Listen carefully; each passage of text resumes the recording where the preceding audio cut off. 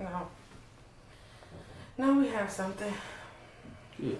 I need a Glad I can be of stool. assistance. I need a stool right here. It's always something with you. Yeah, my knee hurt. That bag would be suffice. Put your foot in my camera bag. The camera equipment in there. I mean, I just need And to the rest bag it. would be sufficient. You represent, we talk to the world. Hey, you know how I get down. Let's do this the way it needs to be done. So go ahead, Daniel. Let me do something real quick. Do what? I hope you don't. Well, hello, beautiful people, beautiful universe, beautiful people. I'm not sure what the architect usually says, but hello, everyone, and welcome to another show of Yours and Mine on the Divine Counsel Block. It's your girl, Mrs. Architect, in the building, and the architect is over there being architect of whatever he's doing. It's a verb. Yes, he's architecting, and we're gonna chat tonight. So share this video, comment, respond. We want to hear from you all. We have a pretty interesting topic that I'll probably need some counsel on myself. It's a good one. It's a good one. Yeah, it's a good one. So we're gonna be talking about I can't even say the word. Vulnerability. Interesting enough. In a relationship. So yeah. So I'm interested to hear what everyone else has to say. Honestly, I want to know what the people are thinking about this topic. Maybe help your girl out some. 'Cause sometimes I struggle with vulnerability in relationships myself. From time to time. No, not all the time, but yeah. So just inviting a few people, reminding them that we're here tonight. As always, we're trying to set Tuesdays at 9 p.m. to be our time. Kids are in bed, wind down time. Sort of. So we like to, So we like to sit down and chat. So, come on, architect, because I'm hustling. Yeah, I need you So to talk to me. explain. Represent for the women, if you will. Because I don't see this problem with the men. Why is it so hard for women? I don't know if I can represent for the women. I can't. No. You definitely can in this case. I can't speak for them. I mean, they may not feel the way. They may not be like that. And I believe that they are. You believe this is what's your problem. You don't do that. Don't do what? Why is it so hard for y'all to be vulnerable? What's the issue? That's what I'm trying to understand. What's A the lot of it complication? just has to do with Go ahead, answer that first. Go ahead, answer that. 'Cause we don't get past into it. situations, Right. past relationships, and so you kind of learn and teach yourself to kind of what not to do, type of thing. That's what I think. It's So, hard once you've been hurt at some point. Then it becomes a thing of let me shield this, shield myself from certain things. So can you have a healthy relationship, a true healthy relationship, and not be vulnerable? There's so many ways I can break this question down. I think my relationship is healthy. Okay, so that would be a yes then? Mm-hmm. Is what you're saying? Mm-hmm. Okay. Do you think that you're experiencing the fullness of this relationship? Yeah. We'll just do a few here so I can get involved over here. So I want to sit down for this one. Oh, I'm having some pains.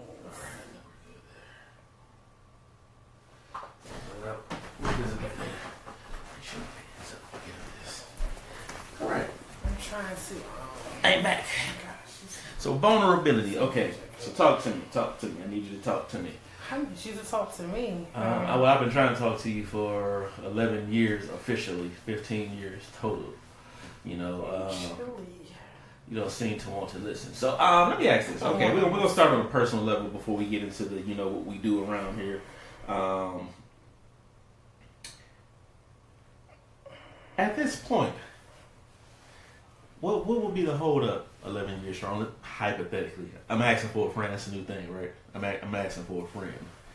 What would be the hold up of being vulnerable? Is it still like a lack of trust that a person would have as to there's no signs or no reasons that's been given? Now, we'll throw that caveat out there. Of course, if you know something has happened in a relationship or something like that, that makes sense on why you would not want to be vulnerable. Why do I? You've been hurt in this relationship. I don't know. I thought that was your thing. You know, it's Christmas. I wore it all day at work today, so I might as well keep it on. But is that like you know, I can see that if there was something that happened in your present relationship, right? Exactly. No, but you're talking about, you know, I'm even break it down a little bit. I'm gonna say a solid 5 years strong. Everything's going great. When does that flower start to blossom and say?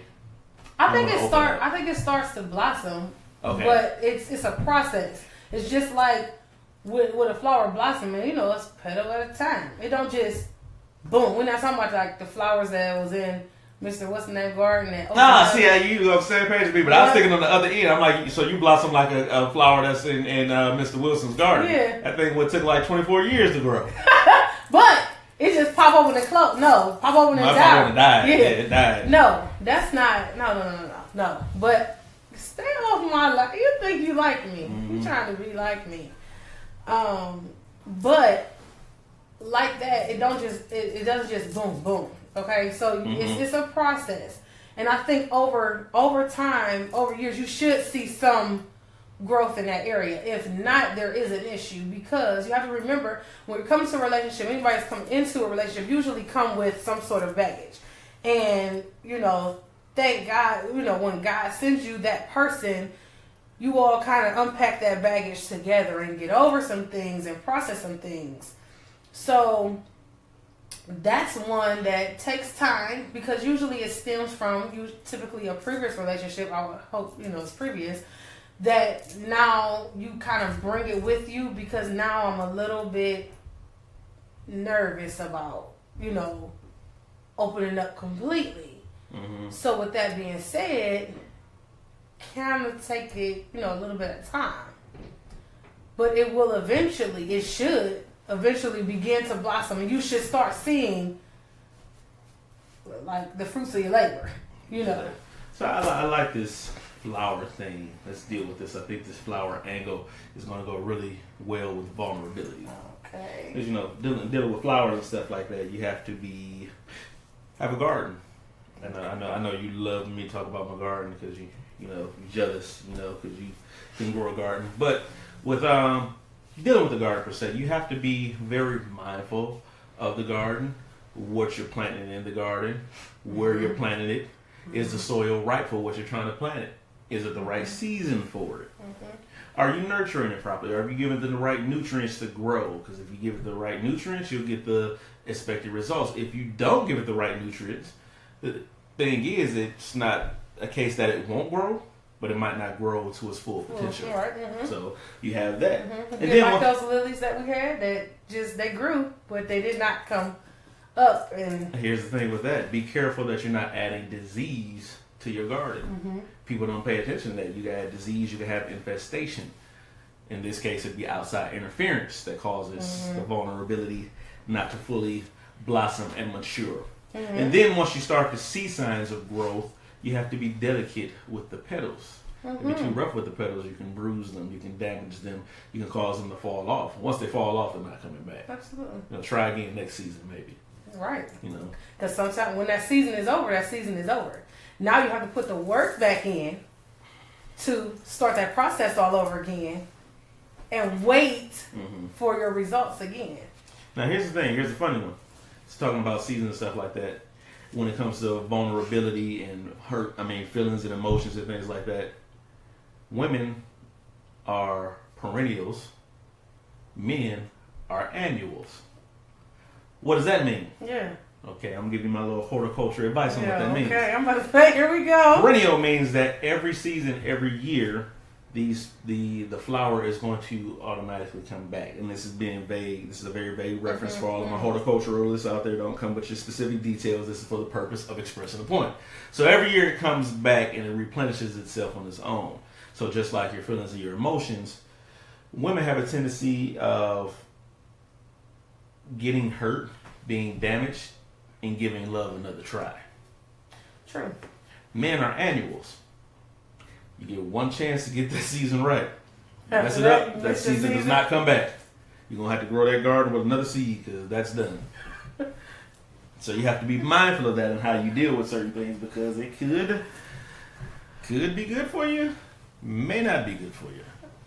Well, why have to be annuals? Like, why won't y'all be willing to try again? I don't know. You could look at it from multiple stands. You could look at it from that's wisdom. Why go down the same road or the same place that hurt you? Or you can look at it, from area of stubbornness if you want to. I tend to look at it from my thing in a relationship. This is me. Now, it might be more so exclusive to me. I'm not the only one in this boat. I'm in the minority, not the majority. We all have our red flags, right? True. We got things we like. We got things we don't like. When I see a red flag of mine, I want to use a video game reference, but I don't know how much people to catch on to it. It's like playing like Resident Evil, and and the zombie bites you, and the whole screen goes red, and that's the warning that hurry up and fix this, or you want to die. That's what it's like when I see a red flag when somebody presents it to me. It's like, okay, warning sign. You have a few moments, or you have an instance, or whatever the case may be, to fix this, or else I'm out. Mm-hmm. Once you confirm the red flag, I don't see. That's why it's a red flag, because once you display this, there's no reason to go back down this road. Now, some other people say that's a red flag, and they go, "Oh, I can fix it. Maybe I can change it. What can I do about this red flag? Was that really a red flag? Should I ignore the red flag?" And it's like all the signs were there. That was you were going to get hurt in a situation that the very thing that you don't like they're going to do, and then they did it, and now you're frustrated about it. But everybody else saw it coming from a mile away, including yourself. So why did you ignore the signs? Don't see that yellow light and run through it. Wishful thinking. Wishful thinking. Oh, wishful thinking. You're saying that's what it is. Don't see that. I'll run through yellow lights. Yeah, you see it, and the light means slow down. You say speed up as fast as you can. Hurry up and get through. I'm like Uncle Si. All of that stuff is just suggestions. It suggests that you slow down because the red light is coming, but I can beat the red light. Mm-hmm. Until that guy decides to run his light because he's so impatient, which I have been seeing a lot more now lately. Sidebar.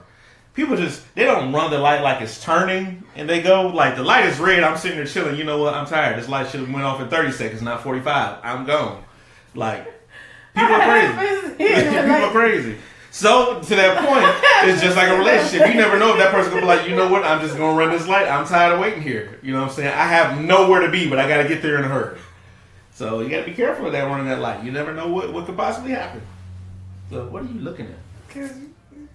Don't be exposing my gray hairs all on the TV and everything. It's just you need to cut the rest of this. Oh my God, you just gonna put me out there like that? That's why I don't want to be vulnerable.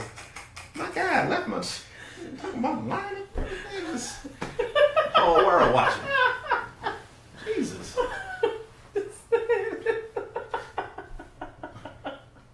You done?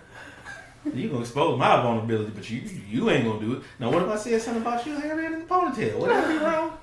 Well, I had a great day at church, great Sunday. So yeah, great day at church. Today's not Sunday. I had a great Sunday. It's the result of it. Anywho, back to the topic at hand. So let's go back to you. Let's make this personal. I don't want to. Let's make it personal. No. How long do you think it takes for you to be fully vulnerable? Here's the thing. Oh Lord. Here's the thing. This show is about being transparent. We like to share and be honest and truthful and things like that. Why does it seem like you get mad when vulnerability presents itself? Like, the moment is right and you're opened up and, like, it's a good feeling. It's a great feeling, but I'm mad. It got me. Like, why is that the response? Do I do that? Yes. Tariq, me too. Me too. What? You vulnerable?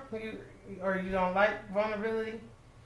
You don't like. I think if we were to run a poll on this, that most people would say they don't like being vulnerable.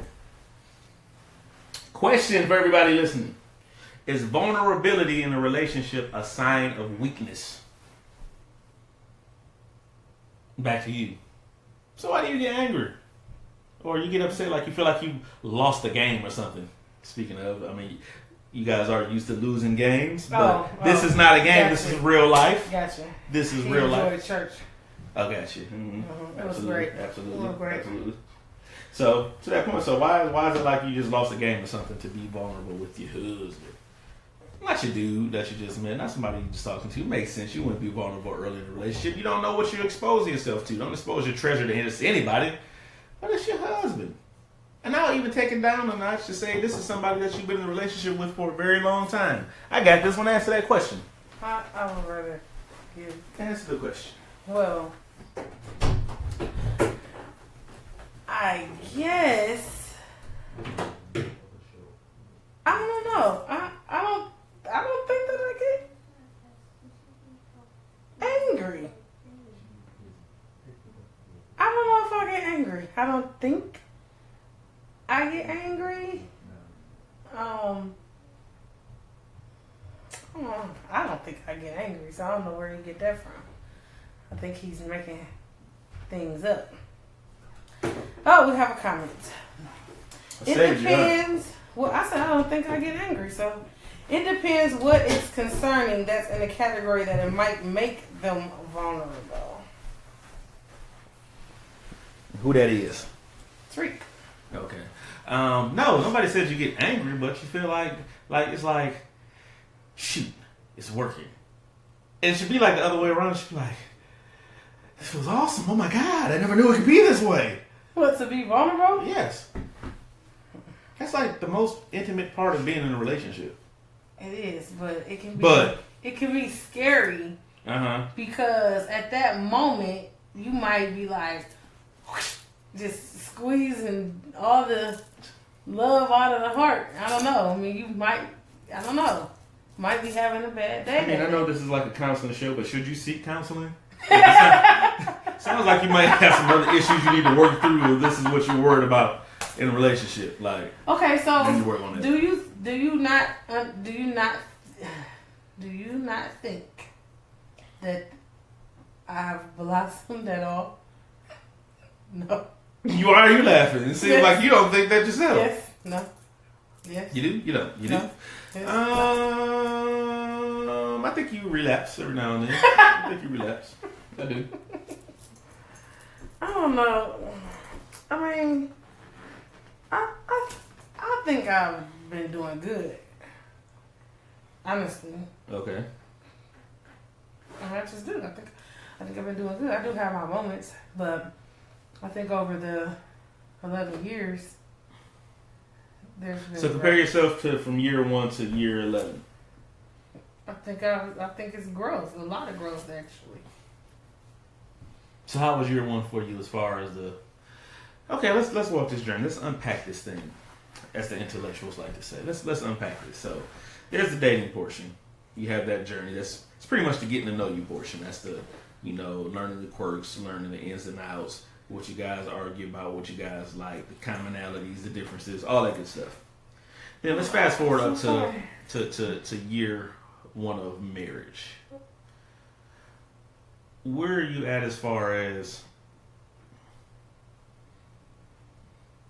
how much of me I'm willing to give you? Let's start there. We're married. Mm-hmm. Like, I'll give you this much of me, but I need to preserve this for me just in case you start tripping.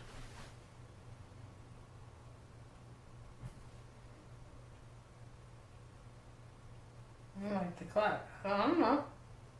That ain't what the clock is saying, but okay, if you say so. So you don't know, like you feel like you were ready to dive in, give it your all, like, and just let the walls down and just let it be what it is. Year 1. No. Okay. Well, I mean, if I don't know how to answer that, what you want me to say? 50%, maybe? I mean, whatever percentage, 1 to maybe 10, give 1 to 10. Maybe 50. Mm-hmm. So now, is it a trust thing that you're dealing with when you go down that road? Is it trust that you're trying to overcome? Trust with that person, trust from past issues, trust that everything around you relationship wise seems to not work out. So what's the odds that my situation is gonna work out? I think it's a mixture of all of that, honestly. I honestly think it's a mixture of all of that because, you know, when you look at your relationship and you see like other things, because I mean, as you grow up, and especially like with me, I didn't grow up. I mean, I grew up watching some marriages, you know, and a lot of times I put marriages on this like pedestal, like this is how it's supposed to be, and then you learn that a lot of those that you looked up to weren't all that great. Okay. So a lot of that plays a factor in it, and then being raised by a single mom plays a part because it's like, you know, it's just a part that's like, well, I guess I can stand on my own too. But in that process, you know, especially when you have a husband, you have to learn how to let that go and be able to be vulnerable. Like, I trust you 100%, and it's hard. It's a little difficult. Like, so what do you think could be done to like get over that issue? Because I mean, I understand where you're coming from because it's different degrees, varying degrees. I mean, for me, I guess I'll speak on the behalf of men. It's not as bad to be vulnerable. It's a different route to get to vulnerability. I will say that, but it's not hard once you say, okay, I accept this person, I love this person, I'm all in. I can be who I am. So, what do you think are the hurdles that, or what do you think are the steps that's necessary to overcome in order for you to be able to get past the outside interference? You know, all the things that you see wrong, the negative influences out there, the bad advice, if you will. How do you get over that? What do you need to surround yourself by? I think that's what I was getting to. What do you need to surround yourself around, or put yourself in front of where you can take that leap and stay there? Because like I said, I've seen it happen in several relationships. Well, okay, I have a moment of vulnerability, but I got to pull back. I got to get the reins back. It's like it's a power struggle in the relationship. I can't let you have too much power because then you control me. Is it that? Is it society? What society is teaching you? Because it's almost taboo, if you will. If you were to say that I love my husband, or for that matter, I love my wife with all my heart, and I trust them without a shadow of a doubt, people think you're a fool. I mean, I get that. I get that. In conversations with people, when like your husband, he'll step out and no, he won't. Yeah, he would, and it's like, it's kind of like a joke, like, man, yeah, right, he would, why? And it's like, I do. So that's why I think that's weird. Like, I mean, it's like, as far as like the vulnerability part, but I trust you like 110%. Do you think it's foolish to have that type of trust in a relationship? Or do you think it's necessary for a relationship to be successful? I mean, it's necessary to trust your spouse. I mean, to that degree, because, everybody will say, well, I won't even say everybody, but the vast majority will say that they trust their spouse. I mean, there's a difference between saying, but it's like, I got to have this 10% just in case, to that point, because, still a man, still a woman, you know what I'm saying? People ain't loyal nowadays. It's like, is it foolish to really give somebody 100% trust? Like, and I frame it like this. And I framed it like this even before we got married. Of course, somebody can do something can go wrong. We can end up divorced, something like that. Of course, this is always an option in this multifaceted universe that we live in. Right. But I'm not going to go after it like that as if, I'm going to get married, but it's always a possibility that she might step out on me. Or it's always a possibility that this marriage might fail. Why even go forward with it? I'm fully invested.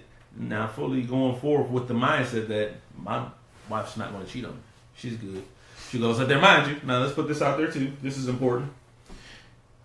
Now, I could say that, I trust my wife wherever she goes, whatever she does, whatever environment she's in.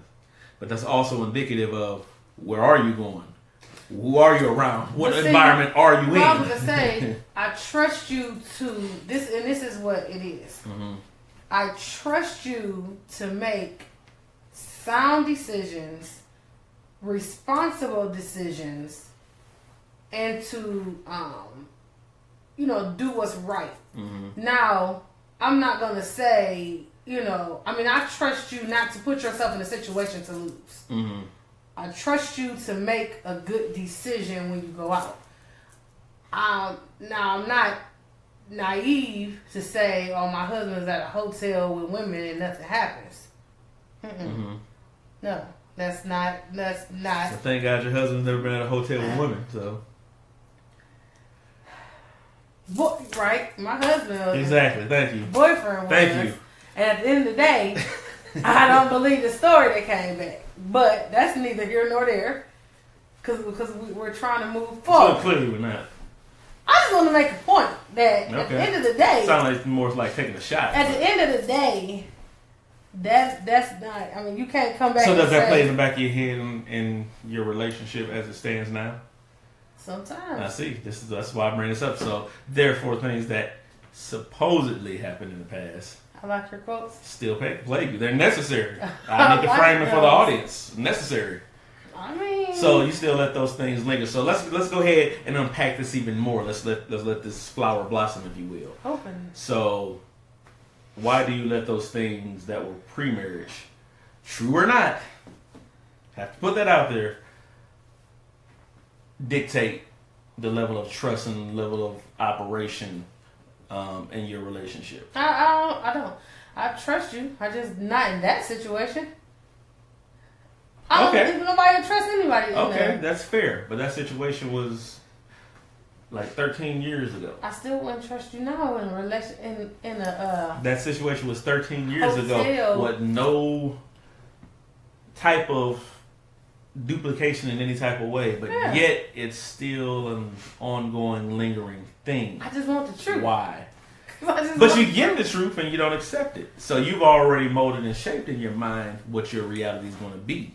Which is another good topic when we're talking about vulnerability. Mm-hmm. Is it because you're not willing to look at things objectively and you want things to be molded and shaped how you think they should be or how you think that they are or what makes the most sense versus dealing with reality? That's probably it. It just makes more sense the other way. So in all honesty, no, I ain't gonna say that on camera. It's recorded. Okay.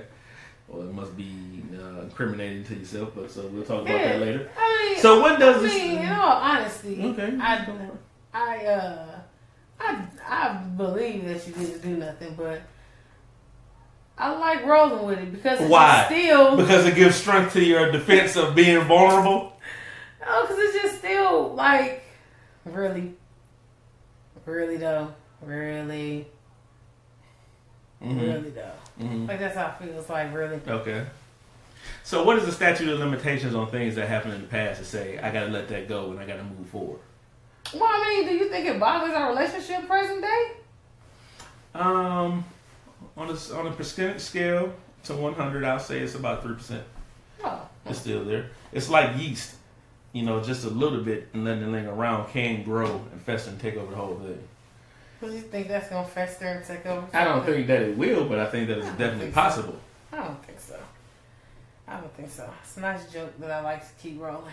Sure. You call it a joke, but they say 50% of a joke is true. Well, 2%, that's 1.5%, so. You tried to work that in, but that doesn't necessarily connect. So, back to what I was saying. Statute of limitations. Is there ever a point of, okay, it's been 15 years of good credit. I got to let this go. Say it was infidelity. In marriage. Let's stick with marriage on these topics. They cheated. It's been 15 years of solid, credible evidence to say, hey, they've been on the up and up. I gotta let the past completely go and let's rock and roll and go forward and be completely wide open emotionally, mentally, socially, all that stuff. I honestly cannot answer that because I've never had to deal with that. Mm-hmm. So I don't know how I would handle it. Or Talk to us, universe. What would be my time frame on that? Because, I might be like, you cheated, deuces, I'm done. What's the statute of limitations on holding somebody accountable for what they did?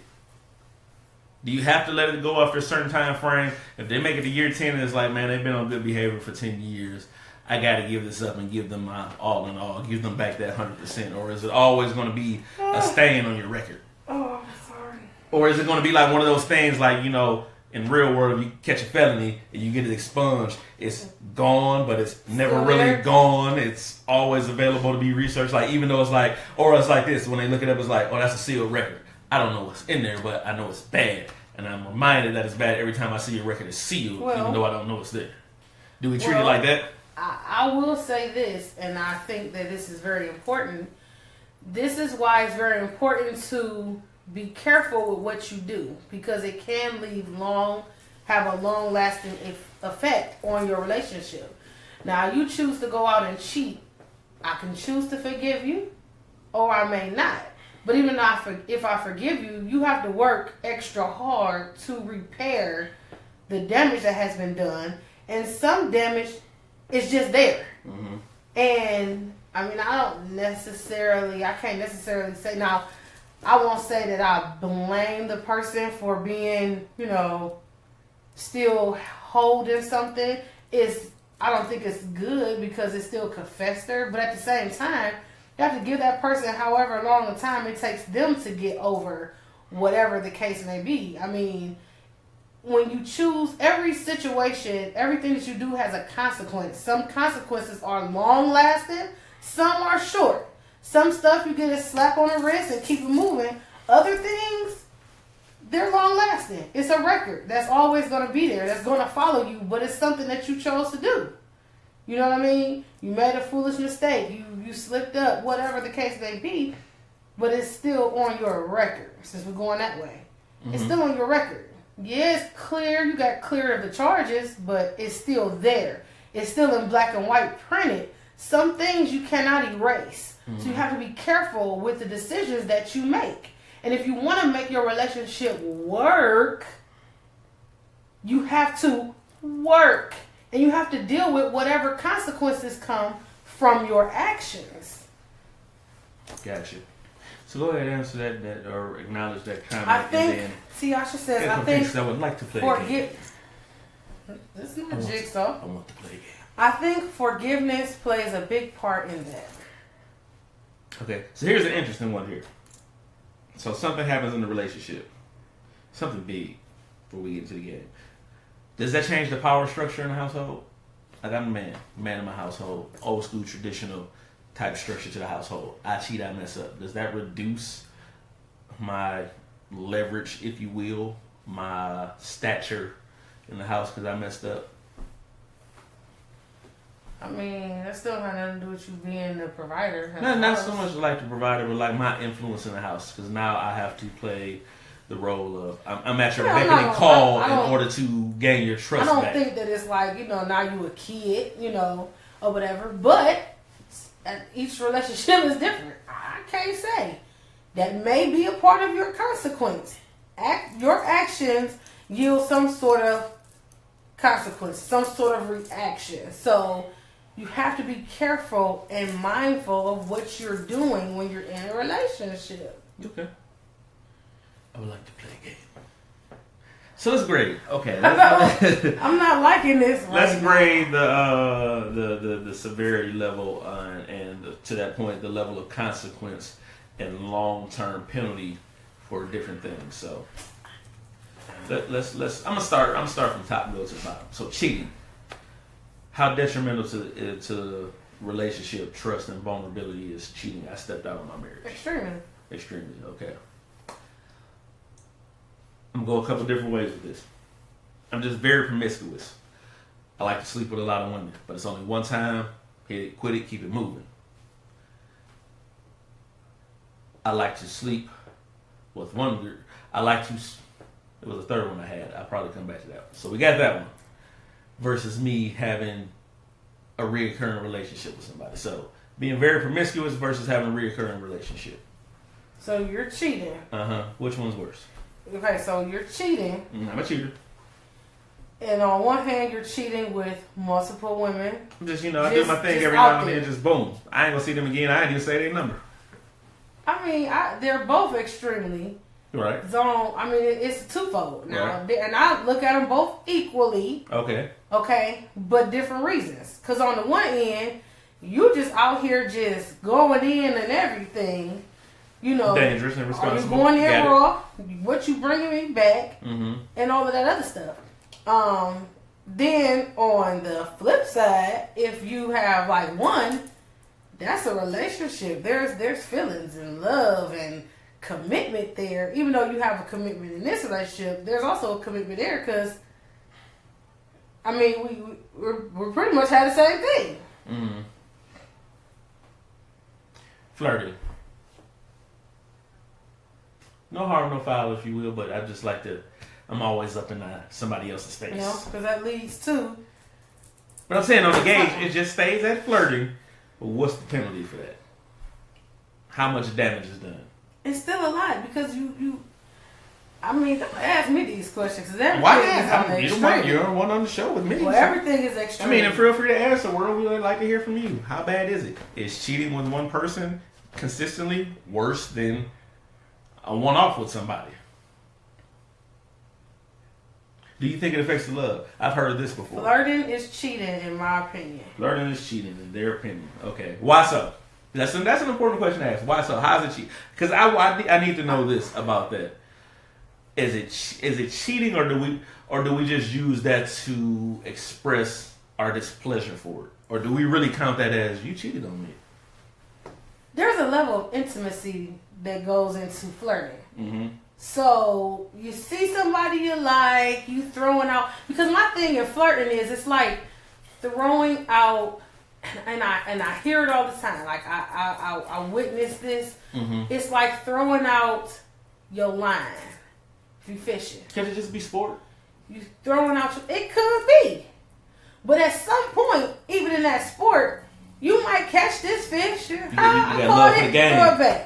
You got love for the game. I love what Caught I do. this fish, throw it back. But then it's like, shoot, I'm getting good at this. Mm-hmm. Eventually, you're going to catch a fish that's like, oh, that's a nice fish. And it bit, I might have to try. Mm-hmm. I mean, you playing with fire. Okay. Flirting. Gotcha. I agree with that. You playing with fire. So, but is it no. cheating? I mean, to some people, it may be. So this can ruin your relationship. And this, yes, it can. I mean, like, end it like... It can. What happened? He cheated on me. What did he do? He was in that girl's face. But see, you can't look at that. Now, everybody's relationship is different. And this is something that you need to, have a conversation with your spouse or significant other, and especially before you get married, you need to consider some of those things. Because my thing is this. You're not going to flirt in front of me. Okay. But you would do it behind my back. Well, what else? But then again, I've seen people that's like very okay. Well, but I'm saying it's like to them it's true, like but, this is what I do. But this is why I say that's each relationship. I can't speak for nobody else's relationship. Mm-hmm. You flirting to me is pretty much right on the border of cheating. I mean, one extra longer look, 3 more second look is considered cheating to me. You know what I mean? So it's like. Your best bet is to steer clear from it, period.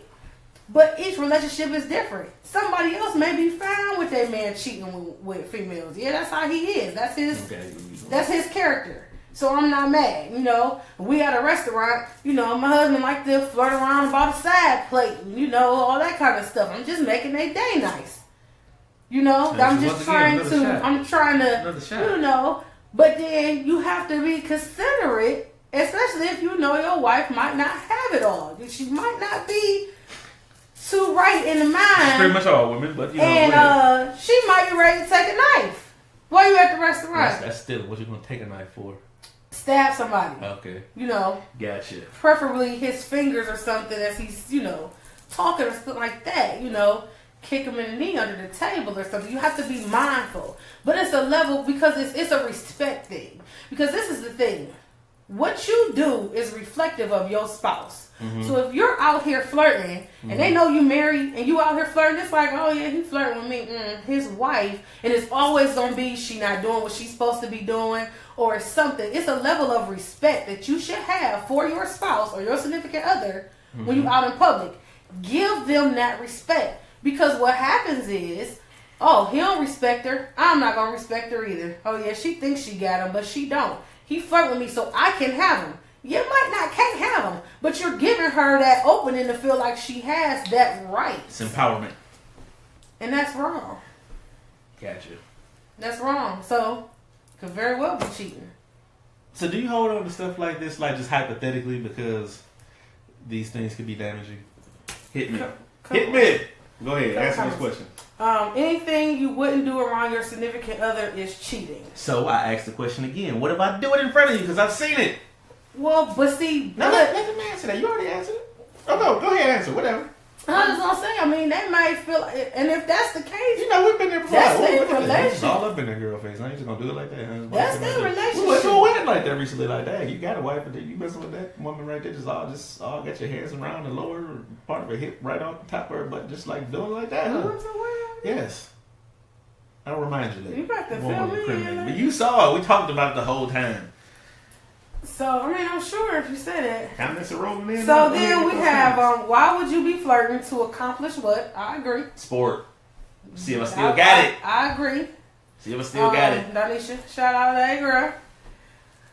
Don't want to let the skills get rusty. So, Tiasha says, that's a female's mindset, and I think she's talking about the whole empowerment portion. I'm going to say that's what I think she's talking about. That's what. Right. I would say I don't put nothing past nobody. Okay. Flirting in front of me is not okay.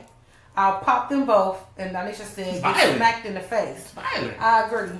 So violent. That is because it's rude. And yes, somebody will get smacked. Okay. Or slapped or something. Check this out. Check punched 1, 2. Because it's rude. Check 1, 2. So what if they're flirting? You better and I don't shut it down, or I ignore it. I'm not engaged, but I'm just kind of like, they're like, I'd love to come over and cook you dinner. I'm bad at the opposite side for okay. But I'll give you one. Okay, yeah, hit me with it. Oh boy. Also, maybe what is this about? Oh, okay. Well, what is the next one? Oh, well, you got my number, so can you call me beforehand? Maybe we can, talk about it. Oh, okay, yeah, give me a call. And the response is, we got to get these games together. So, X, 1, 2. The response should be, my wife can call you. But what's wrong with an adequate ignore? Just like I don't even react. Ignore gives a person something. Like I just dismiss it. Okay, like, bow. Didn't you just say? You ain't never hit the dude with the dismiss like bow. Like didn't you say it's a sport? Like what they call a curve. It's a curve. Some people like that. But I gotta get in the game. I gotta engage you in the game for it to be a competition. No. Because just you ain't never curved no dude. Just ignoring me that maybe you didn't hear me. So next time I'm gonna come a little bit more aggressive, and somebody gonna get punched in the face. You ain't never curved no dude. Somebody gonna get punched in the face. You ain't never curved no dude. Somebody gonna get punched in the face. You ain't never curved no dude. They come with you with something, you just spin them real quick. You ain't even get no response to it. Just like boom, I'm out the door. But oh, here you go. Here you go. When I spin them. Here you go. Spin so they hit you with baby girl, let me get your number, something like that. You go, you get in the car door, you just close the door, you keep on moving. You didn't shut it down. You just kept on about your business. So you're leaving the opening like, okay, next time I'm coming a little bit more aggressive. You gotta learn how to shut things down. Boom, shut it down. So do you shut them down every time somebody flirt with you? Like you just kill it, like, you know what I'm saying? Don't you ever come to me like that again. What's wrong with you? I got a husband, 11 years, happily married. You doing it like that every time somebody flirt with you? You gotta shut it down. Otherwise, it's gonna keep happening, and eventually, you might fall into the trap. You might like the attention. All right. Real life question before we get to the comments. Can you fall into the trap? Do you think that everybody is vulnerable if they leave themselves exposed? What you mean? You talking about if you don't shut it down, you can fall into the trap. Do you think that everybody is vulnerable to some degree to taking the bait? Yes, you have to be very careful because each day is different. Mm-hmm. Today, I'm happily married. Everything's going good. Tomorrow, you made me a little bit mad. I got my hair done. You didn't compliment. I changed this. He didn't notice. He used to notice. Why he not noticing? You go somewhere else and it's like, ooh, you put some color in your hair. Oh, he noticed. Why didn't my husband notice? There's an opening. So then it just escalates. You have to be very careful. And I don't think that it happened like day one. Mm-hmm. But let it keep happening. Day 1, day 10, day 20, day 40. Mm-hmm. Anybody. I don't care. everybody out there, you want some sort of attention. And if your spouse is not showing it to you and somebody else puts in the work at it, they can get you. One day, I'm not saying they can get you. That's what they do. But I'm not saying they can get you. Well, I mean, if you don't have a foundation, yes, you can. Yes, you can. And this is where there's a difference between having a relationship and having a relationship, a godly relationship, because there's certain standards that you stand on. Regardless if you're not doing your job, I'm still gonna trust God that He gonna fix this. So whatever somebody else is doing, I'm not worried about it. Mm-hmm. But if you don't have that foundation, absolutely, let that door keep getting open. Let that man keep slipping in a little note here and there. Eventually, that door gonna bust wide open. Let old girl keep dropping little nuggets, bringing in little roast beef sandwiches with extra gravy on it. You know, a little bit of mayonnaise, sauced up. A little bit of mayonnaise, we appreciate. You know, yeah. let it keep happening. Let it keep happening. After a while, the work that's been put in, this person paying so much attention, will cause you, and it leaves room for the enemy. And this is why it's important to shut things down. Don't give the enemy no leeway. Don't give him no room, because he's going to take it. Give him an inch, he'll take a mile. Don't allow that. You have to learn. He's going to take the whole mile. He's going to take the whole mile. Because he ain't gonna work like that. A yard, that's not going to give him his whole purpose is to steal, kill, and destroy. He can't destroy your marriage off a yard. He need a mile. Gotcha. Take a mile, he going to take 10. All right. Next thing you know, he got the whole marathon. All right. 5K run, 20K, whatever. Yeah. All right, I know we got a lot of comments, so let me... Phone blowing up. Back up. Hit me up so Danisha says, James, you a mess. Okay, all right. Tiasha, don't set yourself up like Sierra said. Whoop, whoop. And she ain't right. Remove yourself from the situation. The Bible says, resist the devil and he will flee from you. Mm-hmm. But men are double standard. They can do things that they would have a problem with their significant other doing. It's about respect, like Sierra said. I gotta be Tiasha. Yeah. Fangirl. What'd you say? Oh, sorry. So Danisha said, wait. So James, you see married couples do this? Yeah. Yes. Tiasha said, yes, I do. Danisha said, truth. I'm assuming my last part. Yeah, this gotta be you. Okay. Sure. But I'm just saying. But you do have to be careful. You do have to be careful. And you have to be careful with what you put in the atmosphere. Conversations. You have to be careful what you're talking to people about. Same sex or opposite sex. You know, little friends you want to call yourself venting to, you have to be careful. Mm-hmm. You do. You have to be very careful, because some of them are taking notes. The enemy uses whoever he can to get what he wants. So to be careful. I don't care if it is that best friend you've been friends with for years. You know, if y'all on different spectrums of life, you know what I mean? You got to be careful. Because, girl, I wouldn't tolerate that. That's the first no-no.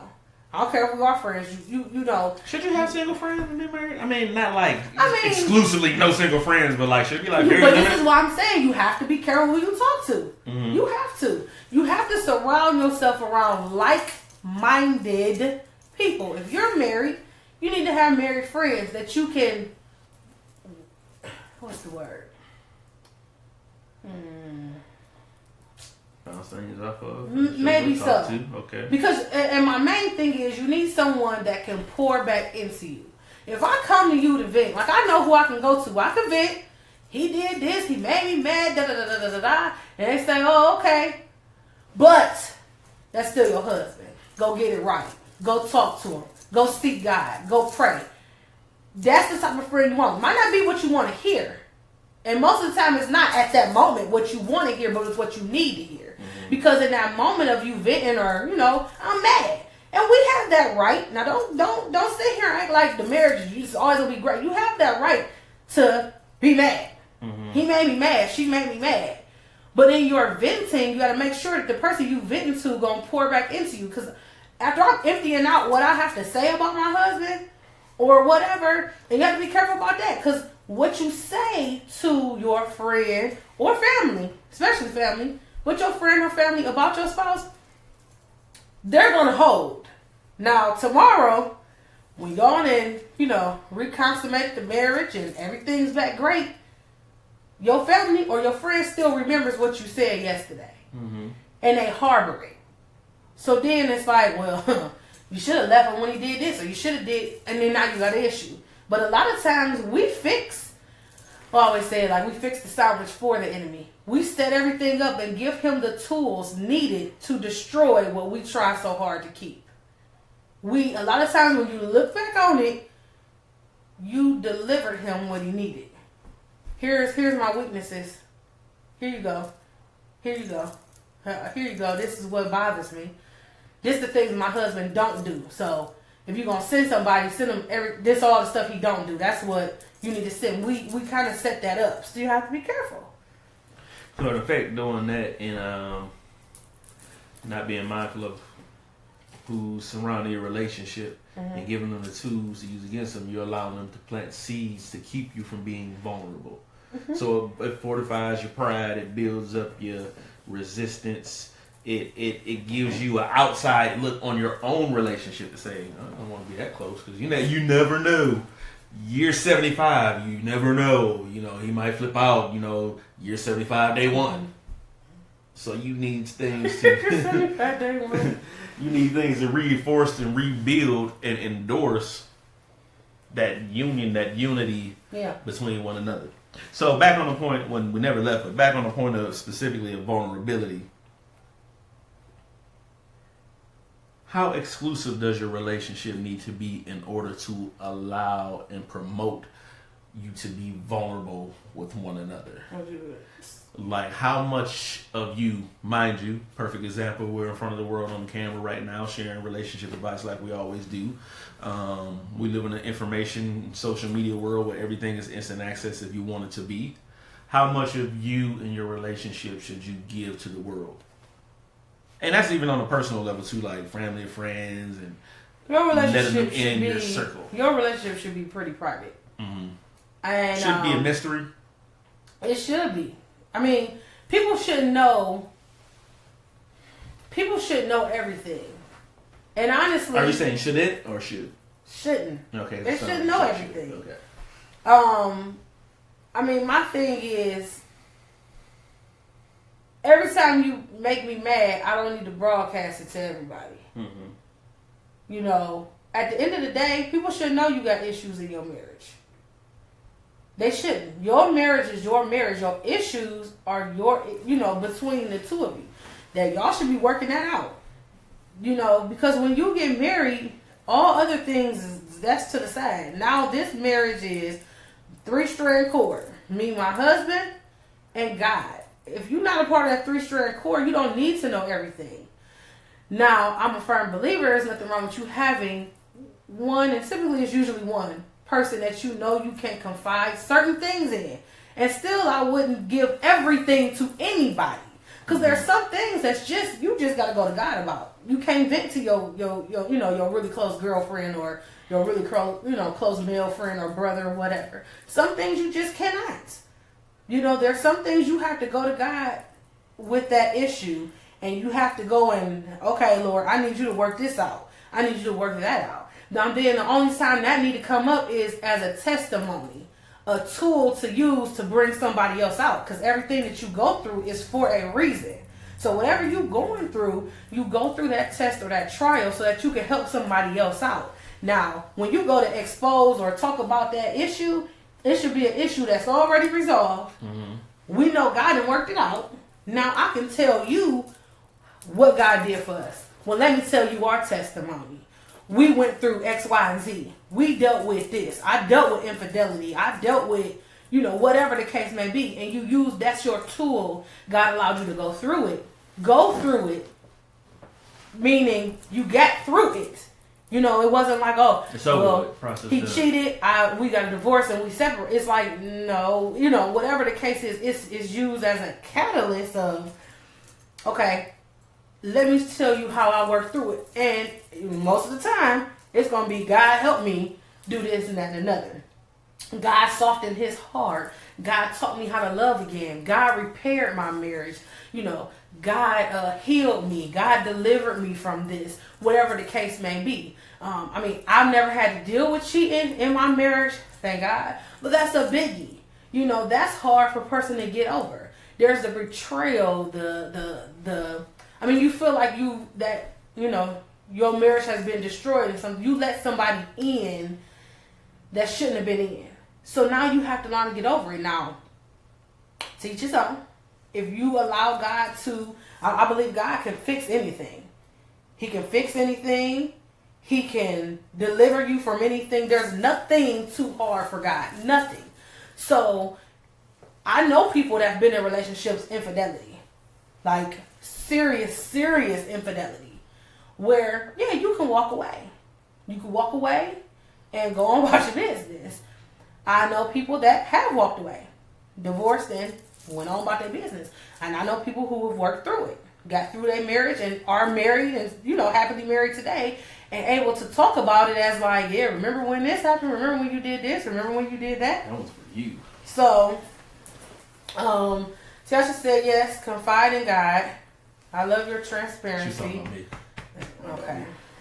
So, question. If Architect cheated, would you stay with him? I can't say. I mean, right now, I'm going to tell you no. I'm out. He cheat, I'm gone. But I don't know how I would handle that situation if I was in it.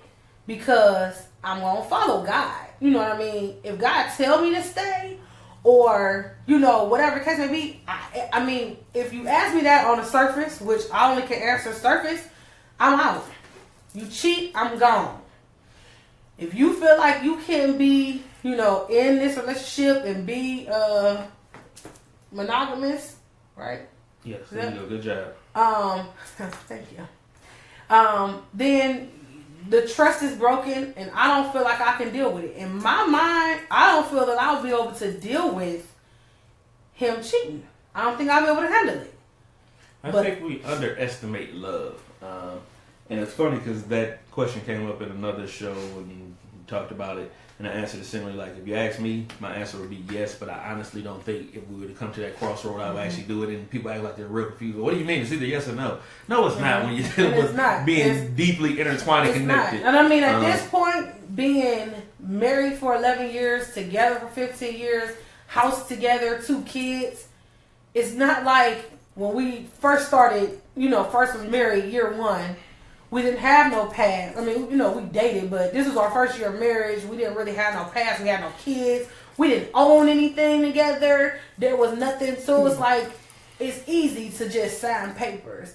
But as much time has been invested and, all of the other stuff that come along, I mean, we got a house together. We got to figure that out. Our home, our kids. We got young kids. So, I mean, it's a lot of other factors that come into play if I say, oh, he cheated, I'm divorcing, I'm leaving. I can't say. I mean, we overlook the fact that there's 2 people becoming one. And a lot of weddings, they use the analogy or the symbolism of taking 2 bags of salt and pouring them together into one. Usually they're 2 different colors, and the purpose is once you mix this salt together, it's almost impossible to separate. Mm-hmm. And that's the same thing with the marriage. You're literally intertwining the fibers of your soul together. And the longer you're in it, the more effort, ironically, what we always say, in order for your marriage to work, you have to make it work. The more work you put in, the more investment that you're putting into making sure you guys are connected and rooted and grounded. So just to pull away, you're not going to be able to pull away cleanly. So now it becomes a case of, is it worth pulling away at all? I also saw a picture, you guys may have seen it too, where it's almost like it puts you in the mindset of the best friend lockets, where it's like a picture of a man walking away, and he has a hole where his heart is, and then the woman's walking away, and she has like a part etched out of her, which is a piece of him. I can't remember exactly what the picture looks like, but you're not walking away from that situation cleanly. And the catch-22, if you will, if you are trying to build a relationship of vulnerability, love, trust, you guys making your marriage whatever it can be, that's the reason it's built like that you can't simply walk away. Not meaning that if a situation is serious enough that doesn't give you a reason or excuse to walk away, but it won't be that simple. It shouldn't be that simple if there's real love there. Put it like that. So does that mean you are stuck in it because you have all that together? No, it just simply means it's not going to be easy. Don't think it's going to be easy to walk away from somebody. It doesn't mean that you're stuck. And I'm not saying that, we own a home or we have kids and I'm staying because we have kids or whatever. But I can't say he cheat, I'm gone. I don't know if that's the case of how I would handle it. I really don't. I mean, right now, I'll tell you, yeah.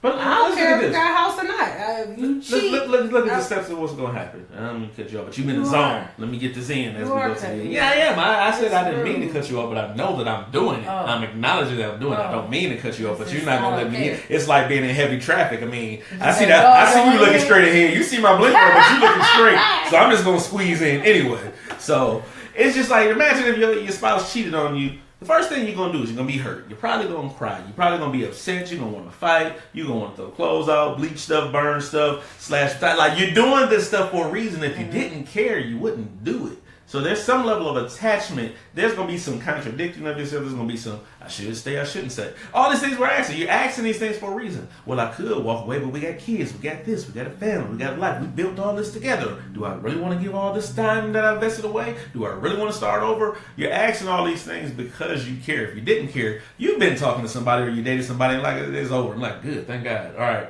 I did that before. I had somebody I was talking to and it was really over, but I didn't know how to break it to him. I was just hoping it would break on his own. And it was like, you know what? I think we should just be friends. I'm like, high five. I think the same thing. Cool. That's sweet. All right. Cool. It was like, it was nothing. That's petty. Why is it petty? That's not petty. It's just, you know, you get just break up with the person. Why? No, because it's just not that easy. You know what I'm saying? I'm a nice guy. I'm a nice guy. It should have been that easy. I'm a nice guy, you know. But you just be friends. Yes, that's what you. Yes, that's what I was looking for. And you just move on. But if it's somebody else, you know, that writes you a letter that's saying, I think, you know, we should have time away from each other, you know, might make you feel the English exam. You never know how it's going to work out. You never know how these things will work out, but it depends on the level of love, you know? Failed the English exam? Yes. Really? I failed it. Really? I failed it. All because of a letter. It's all because of you. It was a letter. Don't go. It was a letter in the beginning of our relationship. You did not. Yeah, I was just giving an example. You didn't have to expose yourself. I'm just saying. You know, nice job being transparent. It's transparent. I love your transparency. Hey, that's it. Heart emoji. Anything else? It's time to wrap it up. It's getting late. What else you got? Interesting. Any other questions before we close out? Thank you guys for hanging out with us, rocking with us. Vulnerability, can it be done? That's still a question out there. I'm going to put a poll up. Can vulnerability really be done in a relationship? Do you think it helps or hurts your relationship if you were to be 100% vulnerable? Think about it. All y'all that are listening, answer that. If I was 100% are you 100% vulnerable, do you think it would help in or your hurt your relationship? It's a totally different question than what I'm asking. Well, I'm asking my question. Why ask my question first? Are you 100% vulnerable in your current relationship? Do you feel that you are 100% vulnerable? That's what everything. Leadership in the household, in the bedroom, you know, out in public, with the way you allow them to engage you emotionally. Are you completely vulnerable? Do you open up or do you shut down? Do you reject? Do you think it's healthy to be 100% vulnerable? Or do you think it's a necessary tool to always have something to pull back on and keep them in check, if you will? Real questions, real thoughts. You talk to us. Got me all in check. Yeah, got you in check. You're right. Got you all in check. You're right. I'm glad you said it like that. So that's our spiel on vulnerability. So it's a very interesting one. You see that? You see, can't even be vulnerable and go along with the joke. Always got to be. See, that's what I'm talking about. We're going to have to do a part 2 of this. The next one's going to be the counseling session for you. You need it. Hey, I see all these latecomers coming on. Hey, latecomers, you know, it's getting late. You guys are jumping on board on the end, but I appreciate you. Appreciate you for coming. So, Why do you say jumped on board? Don't worry about it. I got the master plan over here. Don't worry about what's going on. I can see it. So, but yeah, that's basically the spiel. Vulnerability. Something you should consider in your relationship. Do you feel that you're vulnerable enough? Question and close out today. Feel free to answer it before we close. Is there things about you 5 years or more? Let's make that the caveat. Let's make that the bar rather. 5 years or more into a serious relationship. I won't even make it marriage. But especially for those that are married, is there things about you that your spouse does not know? Second part of that question. Is there things about you that your spouse doesn't know that somebody else knows about you? Do you think that's healthy or do you think that's unhealthy? You should say no. No. But I think she might be answering the. Oh, okay. Are you completely vulnerable in your relationship? Remember, it's a time. Yeah, time lapse. Okay. So yeah, go ahead. Give him the spiel. Close us out. Give us all the information and news and all that fun stuff. She said no. He knows everything. So now she answering your part. Very, very interesting. I think it's important to know everything, especially you don't want nobody else because it's like they having an upper hand to know something about you that I don't know. It's like you're giving somebody the upper hand. That could be very true. Why would you do that? Why would you give them the upper hand? Why would you give them that, you know, that power per se? You know. It's like, oh, I know something you don't know. I agree. So,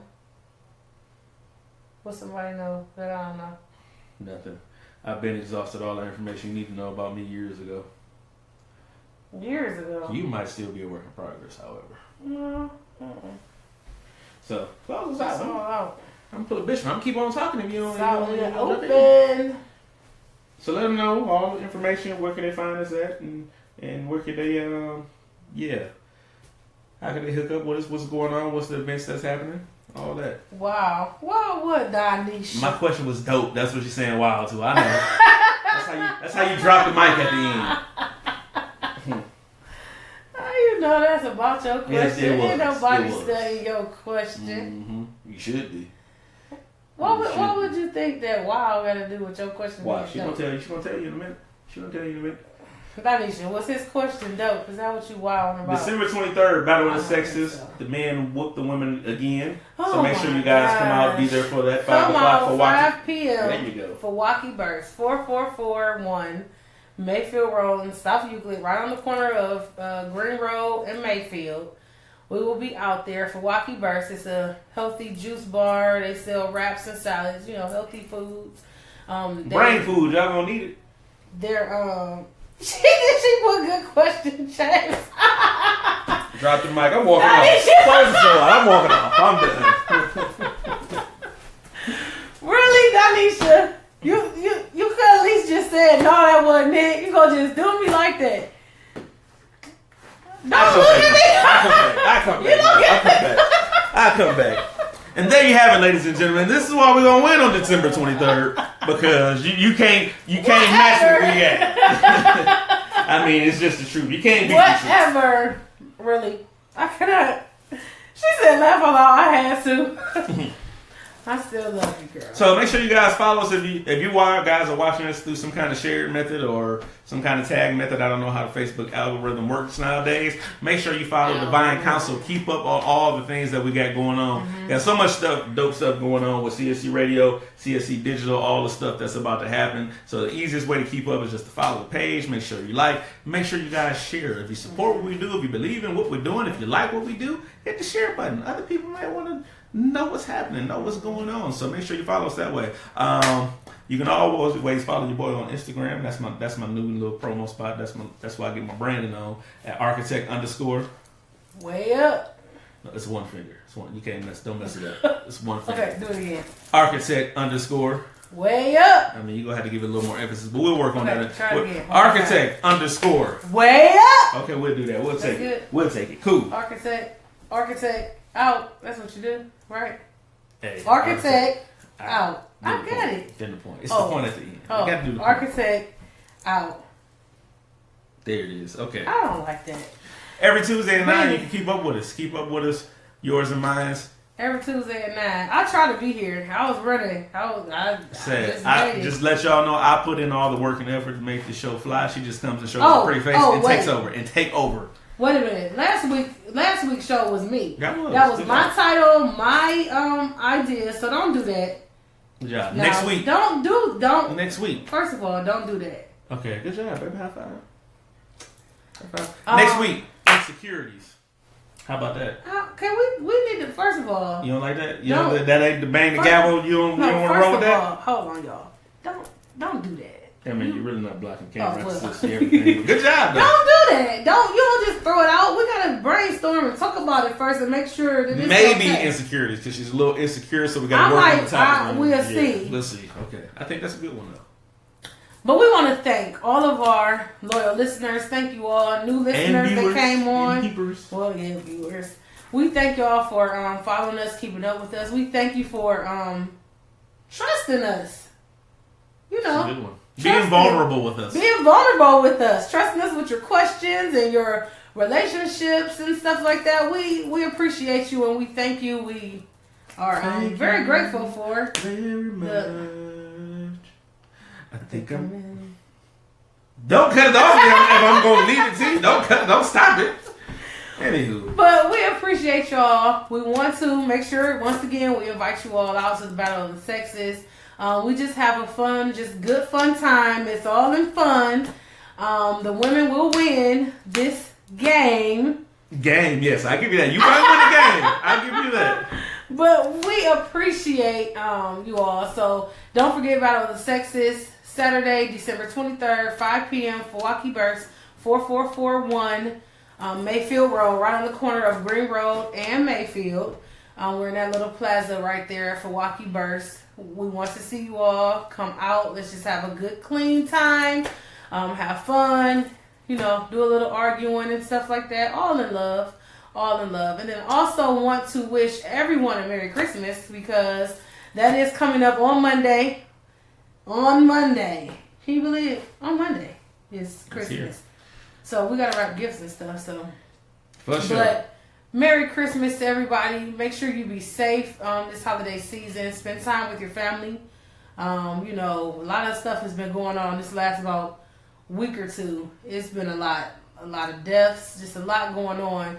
So I encourage you all, reach out to your family and friends, talk to them, tell somebody you love them. Let people know you're thinking about them. Pick up the phone, call somebody, and just let them know, hey, you're on my mind. I just want to say hi, you know, or whatnot. Praying for all of you, praying for all of our the sick and shut in, those who are outside in this cold weather. We actually had a pretty good day today, thank God. Dropping back down to 30 tomorrow.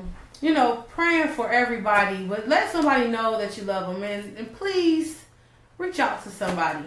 You know, you haven't talked to somebody in a while, touch base with them. You never know. I mean, you're here today, gone tomorrow. Life is too short for grudges, issues, or arguments. And if you do have an issue with somebody, reach out to that person. It's not worth it. It's not worth carrying that grudge or that burden. So I urge you all this holiday season to show the love of God, the love of Christ. Why don't you give love on Christmas Day? I'm helping you. It's accenting it. CSCRadio.com, ladies and gentlemen. We've got so many shows and stuff that we don't have time to mention. Go to CSCRadio.com. And with that, anything else? I love you. And we out. We're out.